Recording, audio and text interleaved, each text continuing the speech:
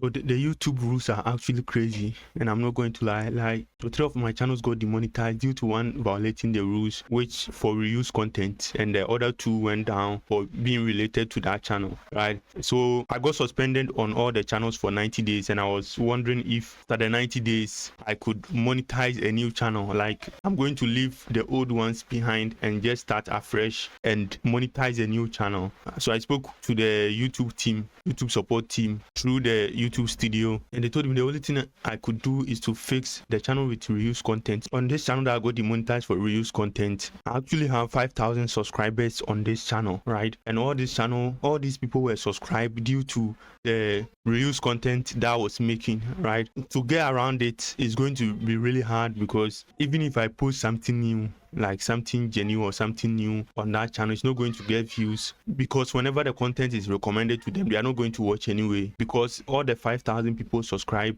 due to the content that I was making previously, right? Let's say I change it and start posting something new, right? If the thing is related, I think they would watch, but I don't see me trying to work on that channel anymore. So I was like, then let me just get a new channel and then monetized. But when I talk to them, they say I can't monetize any other channel. Even after the 90 days, still have to monetize that channel with a problem. It has to be in the partnership program before could monetize all new channels, right? This have got me thinking this is too much. Like, violating one rule and all your channel goes down. You are trying to, bring something new, even like this channel that I'm doing everything by myself, my face, my voice and everything. Can't monetize it until the recent channel is done. Right now I have to plan a way to monetize that channel. The reality is I was running 2 more channels even before I got demonetized. So with these two channels, even if I reach the threshold, I would have to stop with this and then still have to remonetize the one that got a reuse content claim. So guys, be careful out there. Do not violate YouTube's policies.